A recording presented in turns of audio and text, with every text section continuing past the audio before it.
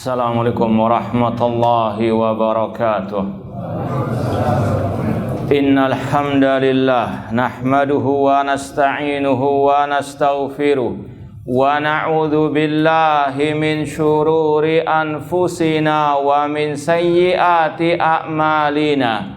Man yahdihillahu fala mudhillalah wa man yudlil fala hadiyalah. Ashhadu an la ilaha illallah wahdahu la syarikalah wa ashhadu anna Muhammadan abduhu wa rasuluh. Ya ayyuhalladzina amanu taqullaha haqqa tuqatih wa la tamutunna illa wa antum muslimun. Ya ayyuhan nasu taqu rabbakumul ladzi khalaqakum min nafsin wahidah wa khalaqa minha zawjaha wa batha minhuma rijalan katsiran wa nisaa'a wattaqullaha alladzi tasaaluna bihi wal arham innallaha kana 'alaikum raqiba. Ya ayyuhalladzina amanu taqullaha wa qulu qawlan sadida yuslih lakum a'malakum wa yaghfir lakum dhunubakum wa may yuti'illaha wa rasulahu faqad faza fawzan 'azima.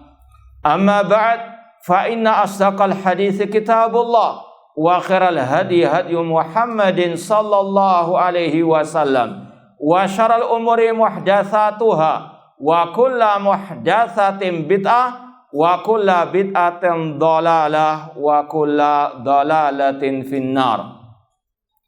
Ma'asal muslimin ikhwani fillah wa akhwati, bapak-bapak, ibu-ibu, saudara-saudariku rahimani wa rahimakumullah. Alhamdulillah, segala puji bagi Allah Subhanahu wa taala yang mempertemukan kita kembali dalam kajian kitab Al-Aqidah Al-Wasithiyah oleh Syekhul Islam Ibnu Taimiyah rahimahullah dengan syarah atau penjelasan Asy-Syaikh Dr. Shalih bin Fauzan Al-Fauzan hafizallahu taala. Semoga Allah Subhanahu wa taala senantiasa memberikan kepada kita keistiqomahan dalam belajar akidah salaf dan berpegang teguh dengannya sampai akhir hayat kita nanti. Kita masih dalam pembahasan tentang itsbatul masyiati wal iradati lillahi subhanahu. Penetapan sifat kehendak bagi Allah Subhanahu wa ta'ala.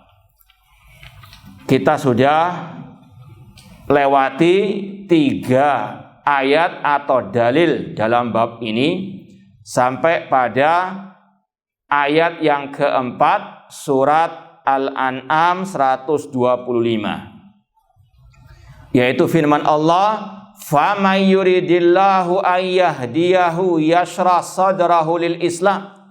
Barang siapa yang Allah kehendaki untuk dia memberikan hidayah kepadanya, maka Allah lapangkan dadanya untuk Islam. Wa man yurid an yudillahu yaj'al sadrahu dayyiqan harajan ka'annama yas'adu fis sama'. Dan barang siapa yang Allah kehendaki untuk dia menyesatkannya, maka Allah jadikan hatinya sempit seolah-olah dia mau naik ke atas langit. Surat Al-An'am 125. Kita baca penjelasan dan juga tafsir tentang ayat ini.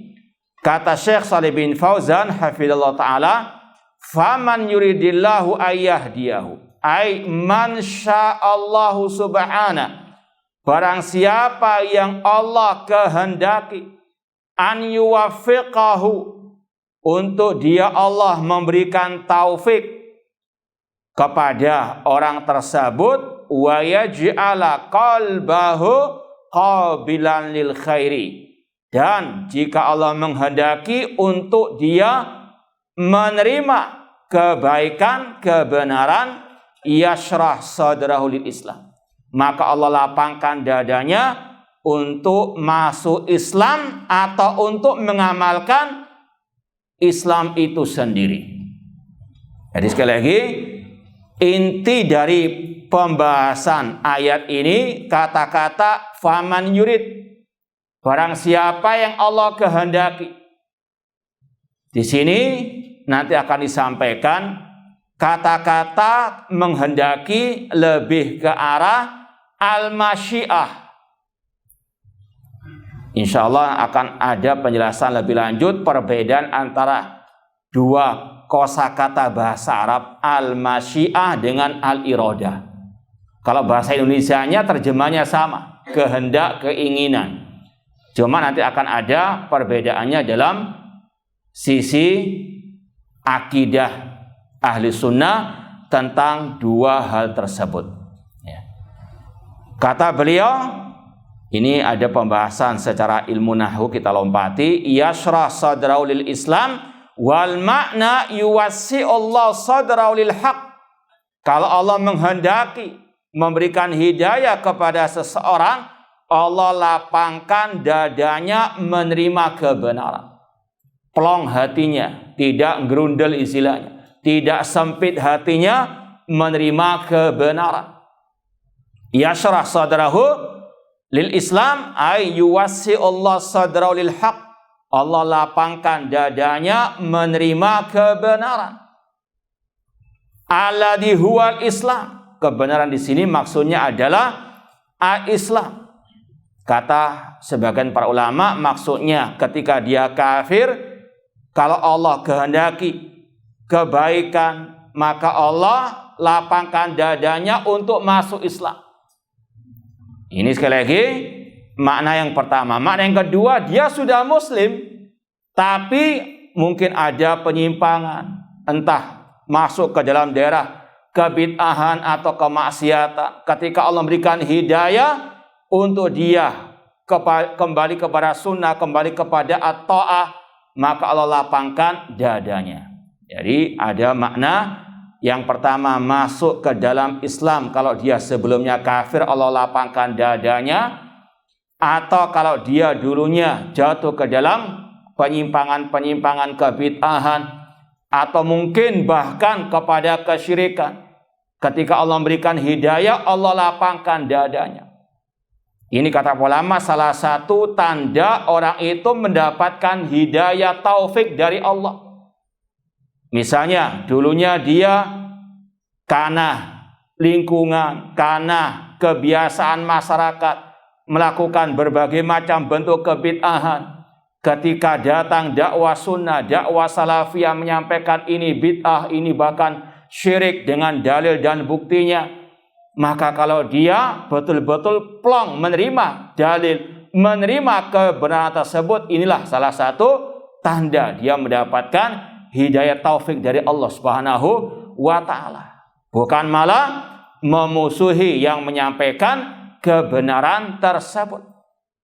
Kalau orang itu misalnya diluruskan penyimpangannya, entah di dunia maya, di dunia nyata, karena ucapannya, postingannya yang sesat, kemudian dia lapang dada menerima bantahan, tahdiran yang hak tersebut, ini tanda dia mendapatkan hidayah taufik.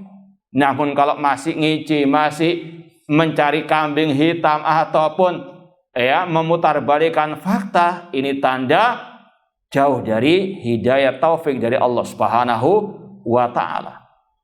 Ini kata ulama, hatta yakbalahu bisadrin munsyarih, sampai dia betul-betul menerima kebenaran tersebut dengan lapang dada, dengan hati yang plong istilahnya. Kemudian sebaliknya, wa man yurid an yudhillahu, barang siapa yang Allah kehendaki untuk dia menyesatkannya, ay wa man syaa subhana an yasrifahu an qabulil haq, dan barang siapa yang Allah kehendaki untuk dia dipalingkan dari menerima kebenaran, yaj'al sadrahu dayyiqan, Allah jadikan hatinya sempit. Bukan malah menerima dengan lapang dada kebenaran yang datang, yang disampaikan, malah tadi memutarbalikan fakta, malah mencaci maki yang meluruskan, menyampaikan kebenaran. Ini tanda orang itu di atas kesesatan. Yaj'al sadrahu dayyiqan ay la yattasi' liqabulil haq. Maknanya hatinya, dadanya tidak lapang dalam menerima kebenaran. Harajan ay syadidad dik. Ya, ditegaskan oleh Allah dengan dua kata di sini, dayyiqan, itu sudah sempit artinya. Ditambah lagi harajan, lebih sempit lagi. Ya.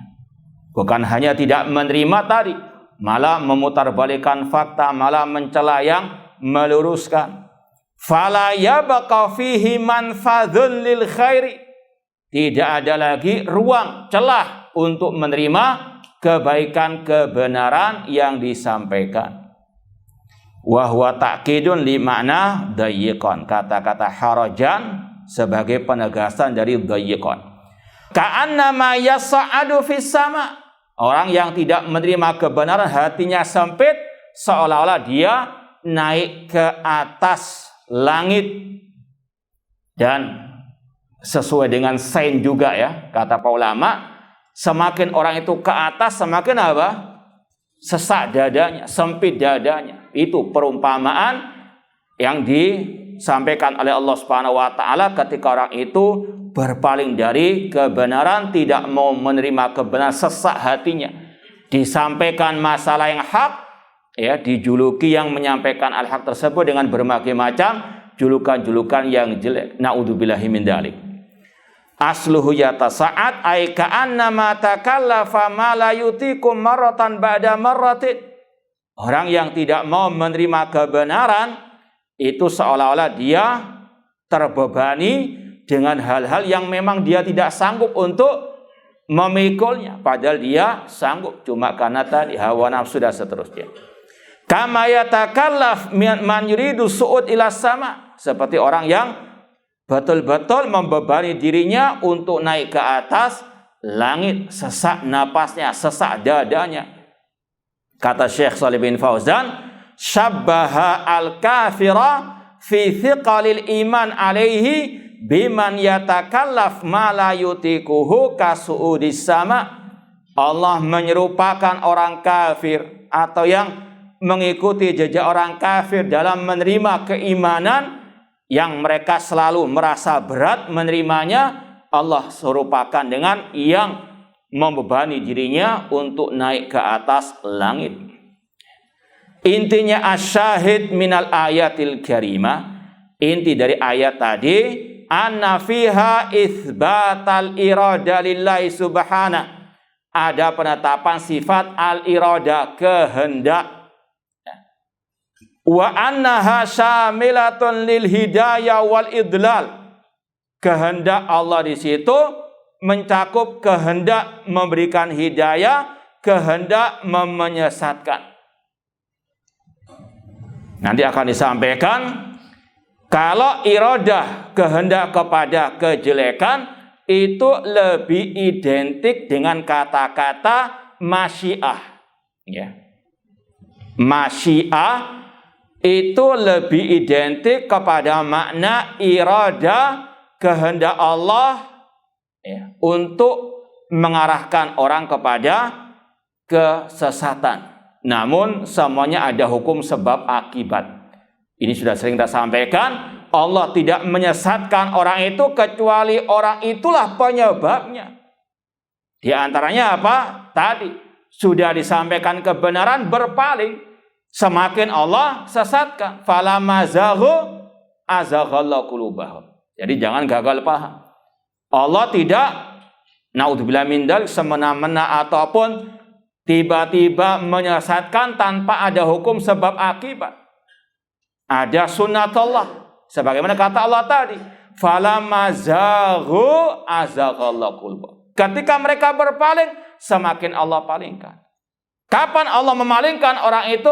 Ketika orang itu apa? Berpaling dari kebenaran. Demikian pula dalam surat An-Nisa 115, wa may yushaqiqir rasula min ba'di ma tabayyana lahul huda wa yattabi' ghaira sabilil mu'minin nuwallihi ma tawalla wa nuslihi jahannam wa sa'at masira. Barang siapa yang menyelisihi Rasul setelah jelas kebenaran baginya, Allah katakan sudah disampaikan kebenaran namun dia selisih dan dia berpaling dari jalannya para sahabat Rasul. Ini sebabnya, apa akibatnya? Nuwallihi ma tawalla. Allah palingkan, Allah sesatkan kemana dia tersesat. Makanya hati-hati, jaga hidayah as-sunnah, hidayah tauhid, hidayah akidah salaf. Jangan bermain-main dengan syubhat. Jangan sok cari syubhat ini, syubhat itu, buka link ini, buka link itu. Hati-hati. Kalau sudah kena syubhat tidak bisa balik, fala yalumanna illa nafsah. Jangan salahkan kecuali dirinya sendiri. Hati-hati. Ini sekali lagi sudah sampai kebenaran dari berpaling. Kalau orang itu jahil, belum sampai kebenaran, maka masih istilahnya lumrah kalau dia salah. Namun kalau sudah sampai kebenaran namun dia berpaling, bahkan menentangnya, membantahnya, Allah katakan nuwallihi ma tawalla. Allah sesatkan kemana dia tersesat. Ya, sekali lagi kata-kata Allah menghendaki untuk menyesatkan seseorang itu karena orang tersebut mengakibatkan kesesatan bagi dirinya sendiri. Ada hukum sebab akibat. Kemudian kata beliau, yuridul hidayah wa yuridul idlal. Allah menghendaki hidayah dan Allah menghendaki kesesatan. Kaunan wa qadaran. Ya, Allah menghendaki kesesatan itu kaunan dalam artian iradah kauniyah. Ya, nanti akan dibedakan apa yang berkaitan dengan takdir itu yang berkaitan dengan masyiat tadi. Adapun yang berkaitan dengan syariat itu pasti kehendak yang baik. Ya. Kaunan wa qadaran li hikmatin balighah. Adanya orang kafir iya itu kehendak Allah. Adanya orang yang menyimpang itu kehendak Allah. Namun kehendak apa? Kauniyah.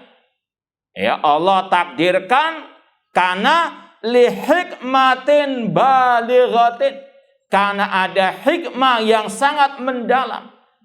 Ada yang diketahui, ada yang tidak diketahui. Yang sudah sering kita sampaikan, nanti juga disampaikan oleh Syekh, bahwasanya dalam penciptaan iblis ada hikmah yang sangat luar biasa. Ya, karena kalau tidak ada iblis, tidak ada yang kafir, tidak ada ahli bid'ah, tidak ada ahli maksiat. Sedangkan Allah mengatakan innallaha yuhibbut tawwabin wa yuhibbul mutatahhirin. Allah cinta kepada yang bertobat dan yang mensucikan dirinya. Kalau nggak ada orang kafir, nggak ada ahli bid'ah, nggak ada ahli maksiat, nggak ada yang tobat, nggak nampak sifat Allah innallaha yuhibbut tawwabin. Ya, dan masih banyak contoh-contoh yang lainnya. Kata Syekh, fal iradatur rabbaniyah nau'an. Kata-kata iradah, kehendak di sini ada dua macam.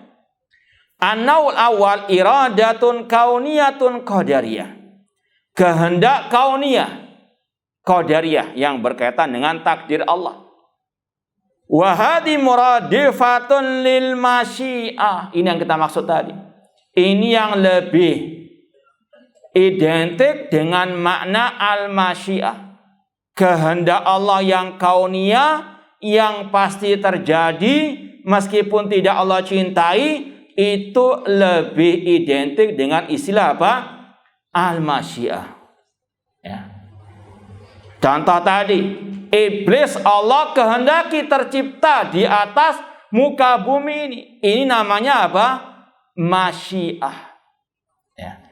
Makanya dalam ayat-ayat yang berkaitan dengan kehendak Allah yang ke arah negatif, ya, itu pakai kata-kata sya'a. Sya'a yasha'u masyiah. Seperti dalam ayat yang sudah kita lewati, walau sya'allahu maktatalu. Seandainya bukan karena kehendak Allah, mereka tidak akan berperang. Adanya perang, adanya perpecahan umat itu dengan apa? Masyiatullah. Kehendak Allah yang apa? Kauniyah, iradah kauniyah. Jadi iradah kauniyah sama dengan apa? Masyiah. Paham ini? Namun akan disampaikan yang intinya dan sudah pernah kita sampaikan, kehendak iradah kauniyah atau masyiah ini pasti terjadi, namun tidak mesti Allah apa? Cintai.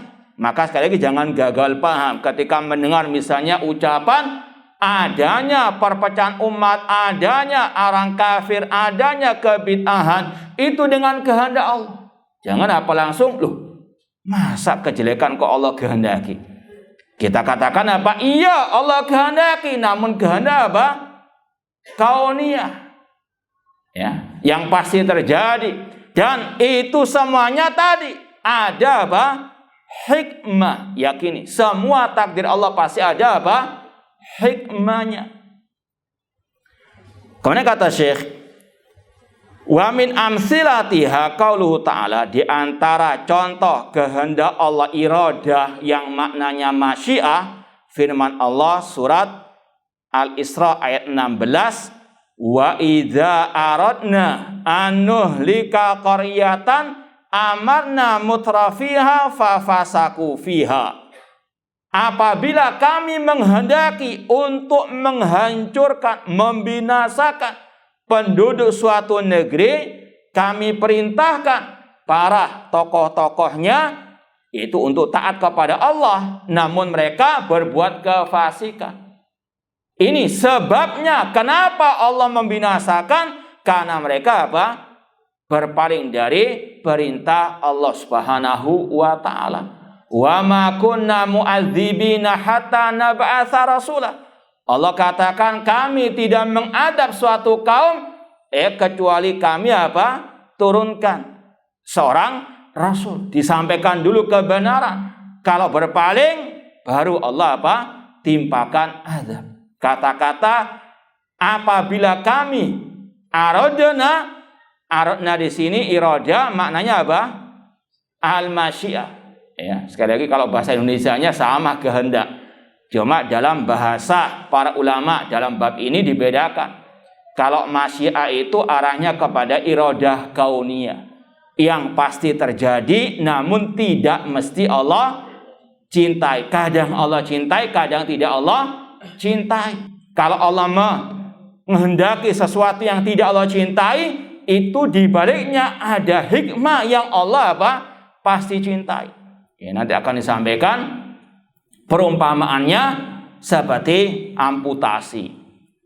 Ya, secara asal nggak ada orang yang mau diamputasi, namun diharuskan amputasi karena apa? Ada kebaikan di baliknya, biar apa? Tidak menular ke semua badan. Atau yang lebih ringkas lagi seperti orang minum obat, pahit memang. Gak ada orang yang mau apa? Obat secara asal. Ya. Namun ketika dia diharuskan minum obat, karena dibaliknya pasti ada apa? Kebaikan. Itu ya, dibalik makna al-masyiah, kehendak Allah yang pasti terjadi, namun terkadang Allah tidak apa? Mencintainya. Ayat berikutnya tentang kata-kata iradah namun maknanya masyiah. Firman Allah surat Ar-Ra'd ayat 11, wa idza aradallahu biqaumin su'an fala maraddalah. Apabila Allah menghendaki atas sebagian manusia untuk Allah timpakan azab bencana, tidak ada yang bisa apa? Menolaknya. Karena Allah yang mengatur alam semesta. Maka kalau Allah menghendaki menimpakan musibah, nggak ada pawang musibah, nggak ada yang bisa menolak musibah.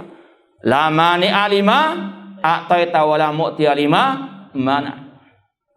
Dan kata para ulama, kalau kita memahami iradah seperti ini, maka akan tertanam dalam diri seorang muslim muslimah rasa berharap, tawakal hanya kepada Allah, karena semuanya terjadi dengan apa? Kehendak Allah. Masya'a kana wa ma lam yasha' lam yakun. Apa yang Allah kehendaki pasti terjadi, dan apa yang tidak Allah kehendaki tidak mungkin apa? Terjadi.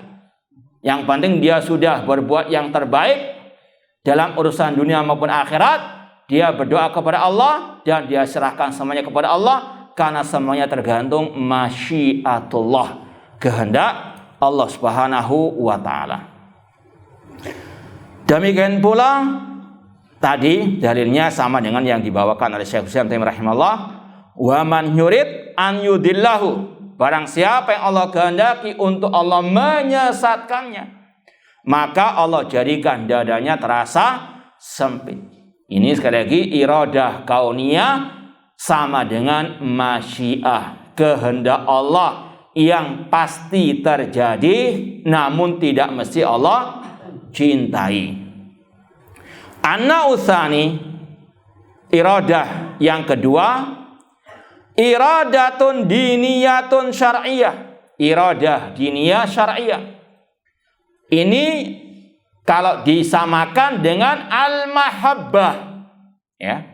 Jadi iradah kauniyah sama dengan masyiah, iradah syar'iyah sama dengan al-mahabbah, Allah cinta.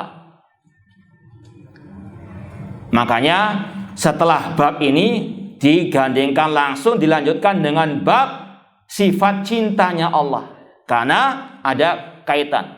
Iradah syariah itu lebih identik dengan mahabbah, kehendak Allah yang pasti Allah cintai namun tidak mesti terjadi. Kebalikan dari iradah kauniyah. Kalau iradah kauniyah yang pertama masyiat tadi itu pasti terjadi namun tidak mesti dicintai. Namun iradah syariah sama dengan mahabbah, cinta Allah, yaitu yang pasti Allah cintai namun tidak mesti terjadi. Allah menghendaki semua orang beriman namun gak semuanya orang apa?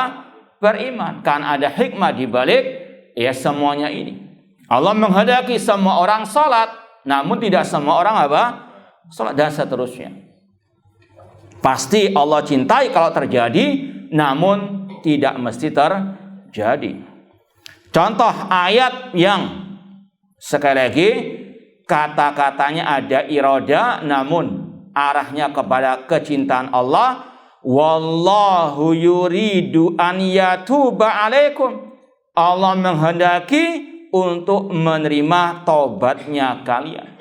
Ini Allah cintai, karena apalagi Allah mengatakan tadi innallaha yuhibbut tawwabin.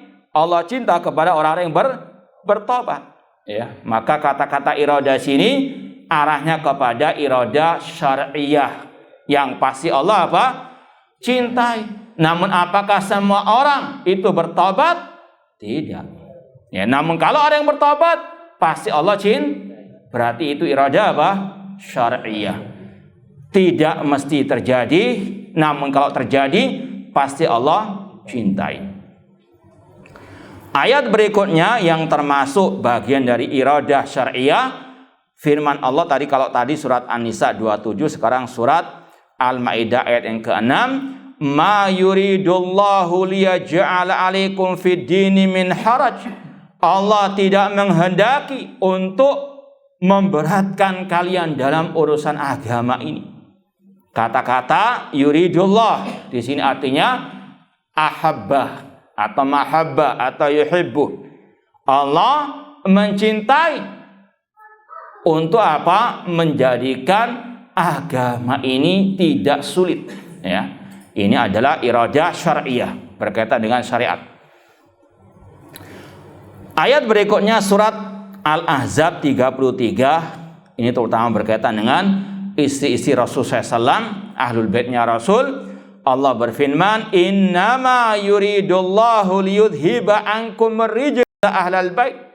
Allah menghendaki untuk menghilangkan dari kalian, wahai ahlul bait, wahai istri-istri Rasul, ar-rijz, kekejian, kekotoran. Kata-kata yuridullah di sini artinya ya yuhibbuhullah, Allah mencintai. Sekarang ditegaskan lagi perbedaan antara dua iradah tadi. Al-farqu bainal iradatain.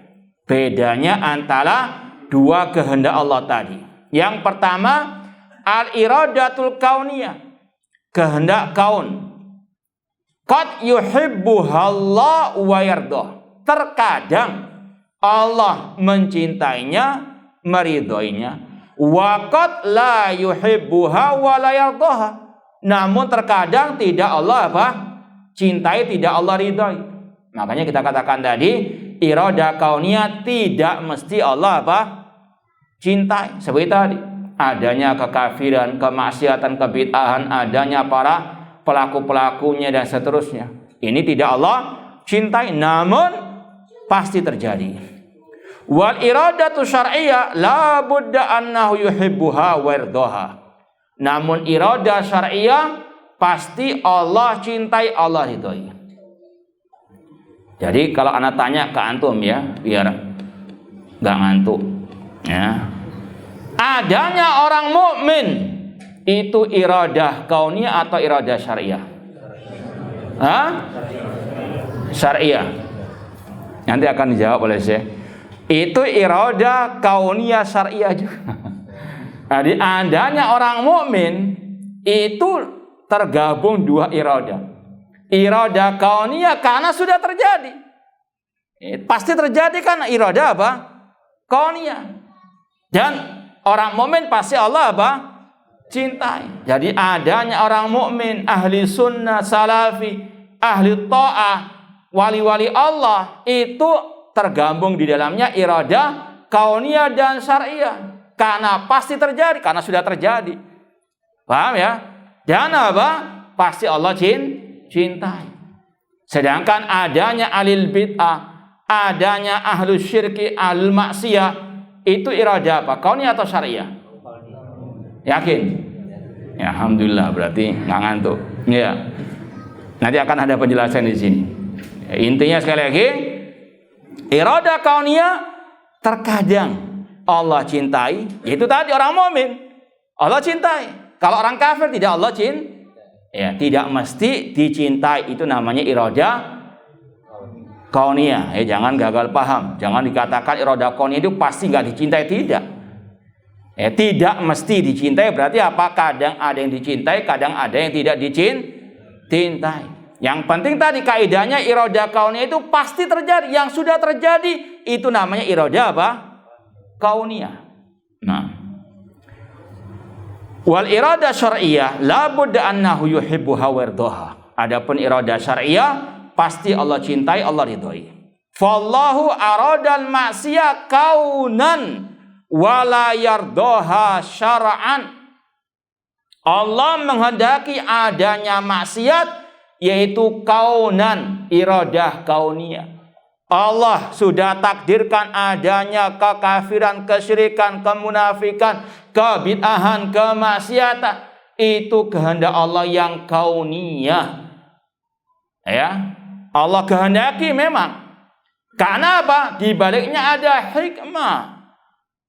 Ada kebaikan di belakangnya. Bahkan kebaikannya lebih banyak daripada kejelekannya. Seperti tadi, obat rasanya pahit di awal, tapi di belakangnya insya Allah banyak kebaikan.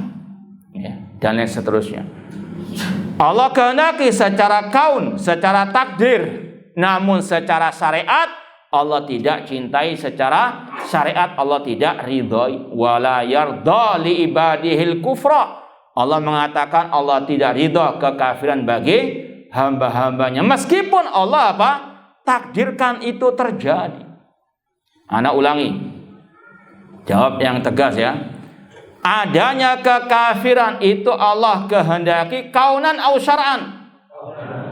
Masya Allah. Allah menghendaki orang itu kafir, orang itu ahli bidah, kaunan au syar'an? Kaunan. Nah, ahsantum barakallahu fikum.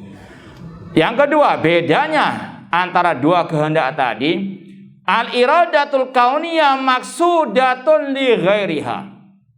Iradah kauniyah itu Allah kehendaki istilahnya sebagai batu loncatan, sebagai jembatan kepada yang Allah sukai, yang Allah ridhoi. Seperti tadi, secara asal Allah enggak cinta adanya kekafiran. Allah tidak ridho dengan kekafiran. Namun ketika Allah ciptakan kekafiran, orang kafir, karena itu sebagai batu loncatan, jembatan untuk apa? Adanya kebaikan di belakang mereka. Dan tadi di antara hikmahnya adanya orang kafir apa? Adanya orang-orang yang taubat.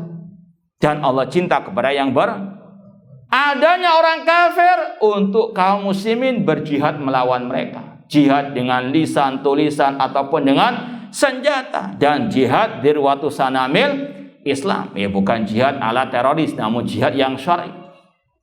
Adanya ahli bid'ah itu ladang pahala bagi ahli sunnah. Untuk apa? Membantah mereka. Kalau nggak ada ahli bid'ah, ini secara umum, maka apa? Ladang pahala bagi ahli sunnah berkurang. Syekhul Islam mengatakan ar-radu alal mubtadi' mujahid. Membantah ahli bid'ah itu adalah apa? Ya, mujahid, orang yang berjihad. Kalau nggak ada ahli bid'ah, nggak ada khawarij, nggak ada syiah, nggak ada murji'ah, nggak ada mu'tazilah, mungkin kita nggak belajar akidah wasithiyah. Karena apa? Akidah wasithiyah ditulis di antaranya untuk menunjukkan akidah ahli sunnah pertengahan. Di antara siapa? Kelompok-kelompok ahli bid'ah tersebut. Kalau nggak ada pertengahan, di antara siapa? Paham ya? Nah itu. Ininya sekali lagi banyak ya, sekali lagi hikmah di balik penciptaan mereka. Ada yang kita pahami, ketahui, dan banyak lagi yang tidak kita ketahui. Cuma intinya sama dengan tadi, semua takdir Allah pasti ada hikmahnya. Kemudian kata beliau, irada kauniyah itu hanya sebagai batu loncatan. Seperti tadi, obat, gak ada orang tujuan minum obat itu kayak makan nasi. Memang tujuannya makan obat atau enggak? Makanan pokok sehari-hari orang sini obat misalnya. Ada? Nggak ada. Obat hanya sebagai apa? Tadi batu loncatan karena ada sakit. Tujuannya untuk apa? Ya sembuh dengan seizin dari Allah Subhanahu wa taala. Itu sebagai batu loncatan saja. Beda dengan makan nasi, memang apa? Itu yang dia cari makanan pokok sehari-harinya. Kakhalqi iblis, kata Syekh, seperti penciptaan iblis. Wasairi syurur, dan segala kejelekan Allah kehendaki tercipta. Apa faedahnya? Litahsula bisababi dzalik al-mujahadatu wa taubatu wal istighfaru wa ghairu dzalik minal mahabi. Tujuannya agar manusia mendapatkan faedah dari semua itu dengan apa? Berjihad di jalan Allah Subhanahu wa taala. Sekali lagi, kalau tidak ada iblis, nggak ada orang kafir. Kalau nggak ada orang kafir, nggak ada jihad di jalan Allah. Kalau nggak ada iblis, nggak ada orang ahli bidah. Kalau nggak ada ahli bidah, nggak ada jihad melawan ahli bidah. Berapa banyak tulisan akidah para ulama, ya. Berapa banyak kitab-kitab bantahan kepada ahli bidah, ya. Ladang pahala bagi ahli sunnah wal jamaah. Ataupun adanya orang-orang yang menyimpang dari ahli sunnah, misalnya yang mengaku ahli sunnah namun menyimpang, namun ya mengucapkan, meyakini ucapan-ucapan keyakinan yang sesat misalnya, maka itu ladang pahala bagi yang membantahnya. Kalau ikhlas lillahi ta'ala dan dengan ilmiah, ya bukan sekedar caci makian semata. Kemudian kata Syekh, di antara faedahnya litahsul bisa bidzalik al-mujahadah. Dengan apa? Adanya iblis dan yang semisal dengannya, adanya jihad, adanya tadi taubat. Innallaha yuhibbut tawwabin wa yuhibbul mutatahhirin.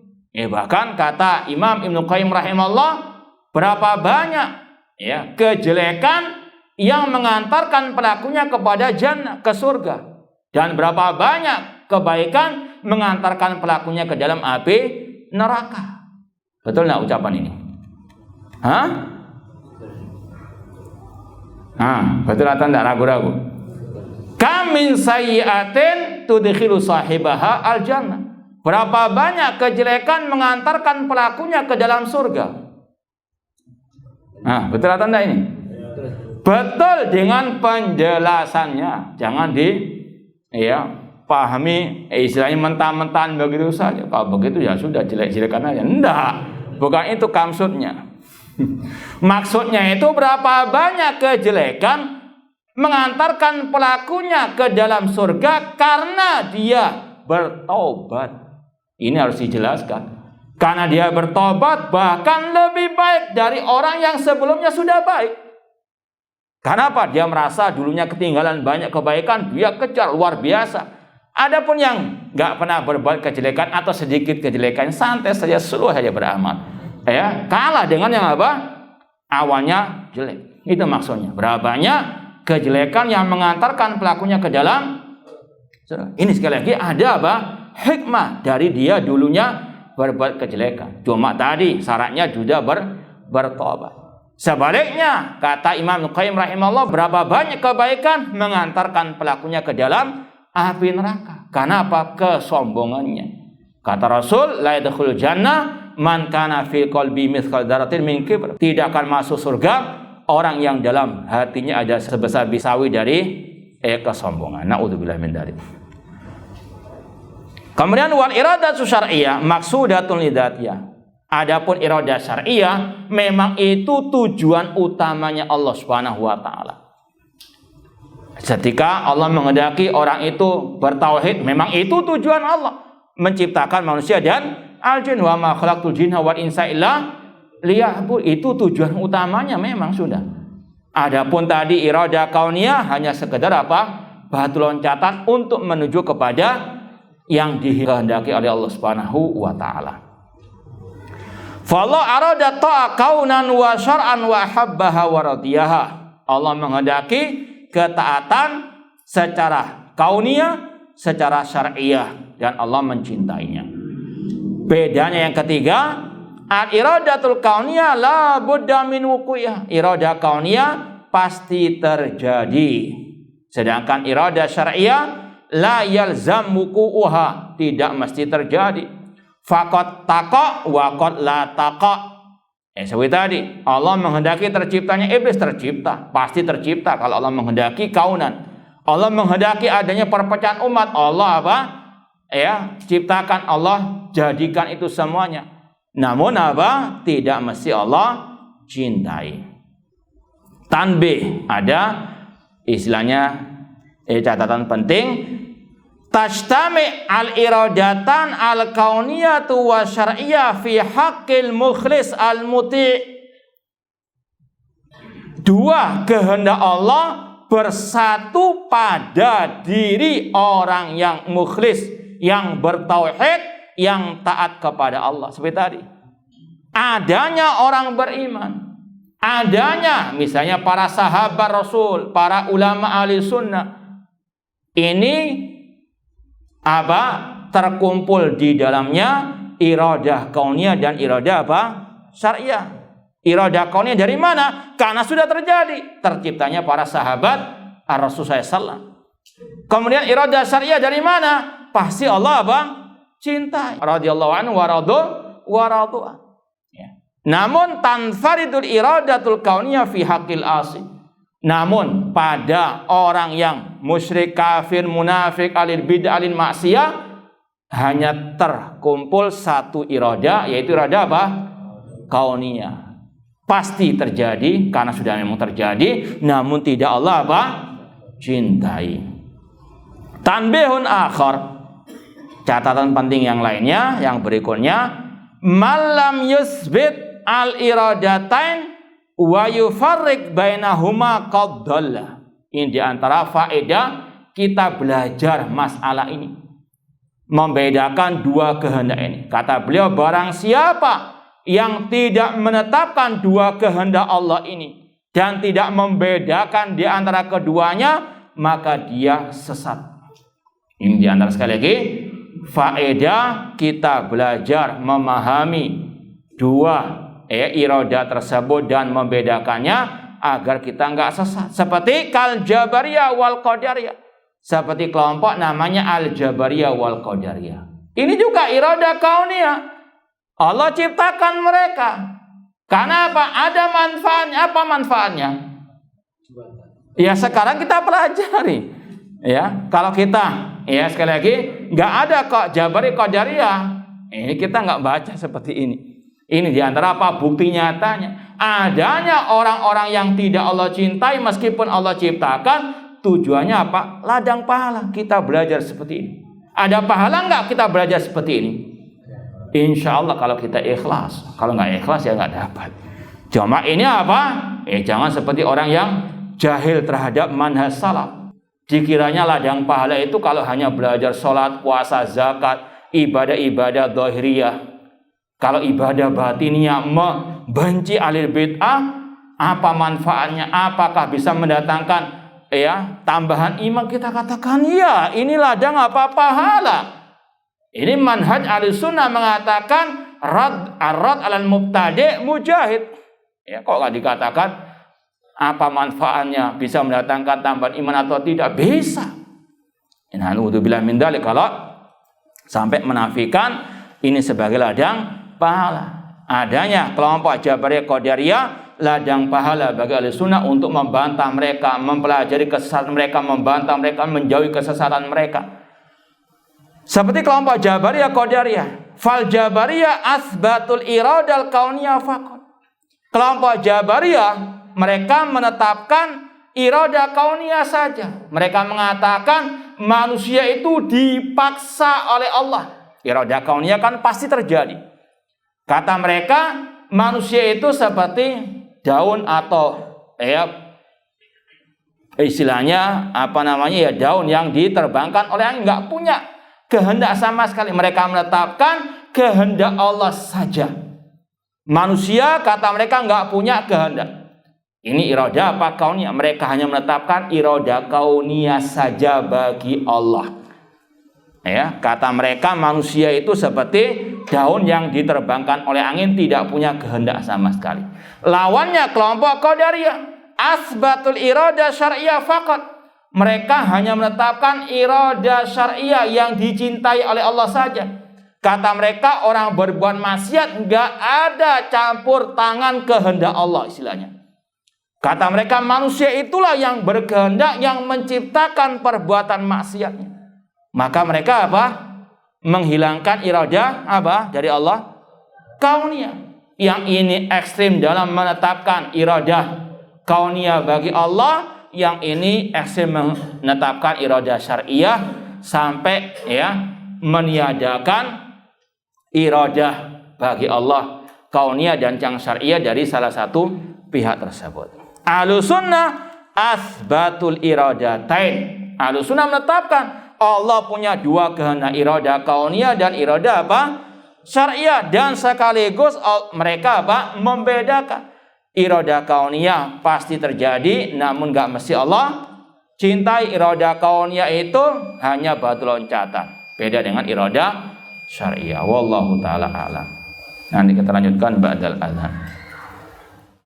Baik, kita lanjutkan bab berikutnya. Masih tadi ada kaitan dengan bab al-iradah, yaitu isbatu mahabbatillah wa mawaddatihi li auliyaihi ala ma yaliku bijalalihi. Menetapkan sifat cinta bagi Allah terhadap para wali-walinya sesuai dengan kemuliaan Allah.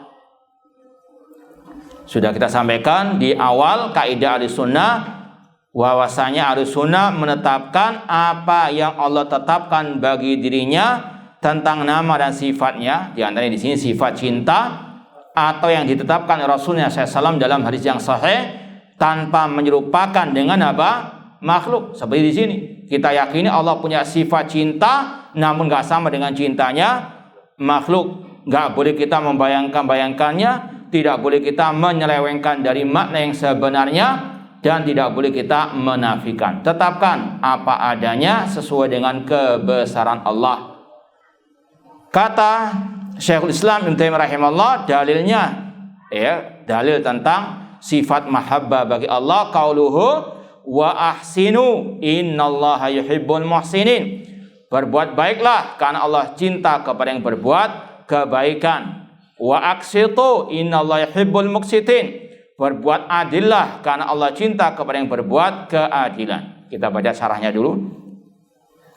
Lamma dzakara Syekh rahimallah al-ayati allati tadullu ala itsbatil masyiah wal irada, dzakara al-ayat allati tadullu ala itsbatil mahabbah lillahi subhanahu. Ketika Syekhul Islam Ibnu Taimiyah rahimallah menyebut ayat-ayat yang menunjukkan wajibnya kita menetapkan sifat kehendak bagi Allah, maka beliau melanjutkan dengan menyebut ayat-ayat yang menunjukkan akan wajibnya kita menetapkan sifat cinta bagi Allah. Anak ulangi, kalau iradah kauniyah itu sinonim dengan masyiah atau mahabbah? Masyiah. Kalau iradah syar'iyah lebih identik dengan apa? Al-mahabbah. Wa fi dzalika ar-rad 'ala man sawwa bainal masyiah wal mahabbah. Dan di dalam bab ini ada bantahan terhadap yang menyamakan antara al-masyiah dan al-mahabbah. Ya. Kata mereka, setiap yang Allah takdirkan pasti Allah cintai. Betul tidak ini? Hah? Tidak. Ya. Bahkan memang ada kelompok yang sesat seperti ini. Kata mereka, orang kafir, ahli bidah, ahli maksiat, pada hakikatnya mereka itu orang yang taat kepada Allah. Kenapa? Karena mereka ditakdirkan oleh Allah. Dan semua takdir Allah pasti Allah apa? Naudzubillah min dzalik. Ini orang yang sesat. Kalau dicintai oleh Allah, nggak mungkin iblis dilaknat sampai hari kiamat. Nggak mungkin orang kafir diancam masuk neraka dan dimasukkan ke neraka. Ini sekali lagi ada memang kelompok tadi. Kalau kita nggak paham dua kehendak tadi, maka akan sesat, kata beliau. Memang ada di antaranya yang menyamakan antara al-masyiah, iradah kauniyah dengan iradah syar'iyah. Kata mereka, setiap yang Allah takdirkan pasti Allah cintai. Wa qala innahuma mutalaziman, dan mereka mengatakan dua iradah tadi itu saling berkaitan. Faqulu masyaallah faqad ahabba. Mereka mengatakan setiap yang Allah kehendaki, yang Allah takdirkan pasti Allah cinta. Ini keliru, tidak benar. Wa qad qaddamna ala fi anna fi dzalika tafsilan, dan sudah kita sampaikan perbedaan antara dua iradah tadi. Faqad yasha'allah ma la yuhibbu. Terkadang Allah menghendaki terjadinya sesuatu yang Allah tidak cintai, seperti kufril kafir, seperti kekafiran orang kafir. Allah kehendaki, Allah takdirkan, Allah ciptakan, tapi Allah tidak apa? Cintai mereka. Wasailil ma'asi, dengan demikian pula dengan segala bentuk kemaksiatan. Allah takdirkan, Allah kehendaki, namun tidak Allah apa? Cintai. Wa qad yasha'u ma yuhib kal iman wa sa'ir ta'at, dan terkadang Allah menghendaki apa yang Allah cintai. Jadi iradah kauniyah tidak mesti dicintai. Ada yang Allah cintai, ada yang tidak Allah apa? Cintai. Wa qad yasha'u ma yuhib kal iman. Allah terkadang menghendaki apa yang Allah cintai, seperti keimanan dan wasail taat, dan segala bentuk ketaatan. Dalil tentang sifat mahabbah cinta yang pertama surat Al-Baqarah ayat 95. Allah berfirman, wa ahsinu hadza amrun minallahi ta'ala bil ihsan. Allah perintahkan hamba untuk berbuat al-ihsan. Apa itu al-ihsan? Wa huwal ityan bil amali ala ahsani ahwali wa akmaliha, yaitu mengamalkan amal soleh dengan sebaik-baik keadaan, yaitu dengan betul-betul ikhlas dan ittiba. Liyabluwakum ayyukum ahsanu amala. Allah mengatakan untuk Allah menguji kalian siapa yang ahsan, yang paling baik amalnya. Kata Fudail bin Iyad, ahsanuhu, yaitu akhlasu wa aswabu. Amal yang ahsan, yang paling baik adalah yang paling ikhlas dan yang paling apa? Paling benar. Akhlasuhu idza kana khalisan lillah, kalau ikhlas karena Allah, wa sawaban idza kana ala sunnati Rasul sallallahu, kalau sesuai dengan sunnah Rasul sallallahu alaihi wasallam. Di sini perintah Allah untuk kita berbuat yang baik atau yang terbaik, itu ukurannya ikhlas dan ittiba. Makanya kata ulama, ukurannya bukan banyak-banyakan amal, namun ukurannya yang Allah kehendaki yang paling baik. Apa yang paling baik? Itu tadi kata Fudail bin Iyad, yang paling ikhlas dan yang paling ittiba, mengikuti tuntunan Rasulullah SAW. Wal ihsan huwa a'la maqamati ta'at, dan al ihsan sebagaimana kata Rasul dalam hadis Jibril, termasuk tingkatan Islam yang paling tinggi. Anta budallah ka'annaka tarah, engkau beribadah kepada Allah seolah-olah engkau melihat Allah. Fa ilam takun tarah fa innahu yarak, kalau engkau tidak bisa melihat Allah, tidak akan mungkin bisa melihat Allah di dunia ini, maka yakini Allah melihatmu. Ini rasa apa? Muraqabatullah, sehingga orang itu bisa berbuat betul-betul ikhlas karena Allah Subhanahu wa taala. Innallaha yuhibbul muhsinin, sesungguhnya Allah cinta kepada al-muhsin, yang berbuat ihsan tadi. Hadza ta'lilun lil amr bil ihsan fa huwa amrun bihi li'anna yuhibbu wa yuhibbu ahlahu. Ini adalah sebab mengapa Allah memerintahkan kita berbuat al-ihsan, karena Allah mencintainya dan mencintai orang-orang yang berbuat al-ihsan tersebut. Intinya sekali lagi, di sini ada penetapan rasa apa? Mahabbah bagi Allah. Ini beda dengan sebagian kelompok ahli kalam. Mereka tidak menetapkan adanya rasa cinta bagi Allah. Seperti kelompok Asy'ariyah. Mereka menetapkan beberapa sifat atau 7 sifat, nggak ada di situ sifat apa? Al-mahabbah. Kata mereka, kalau Allah dikatakan punya rasa cinta, nanti sama dengan manusia.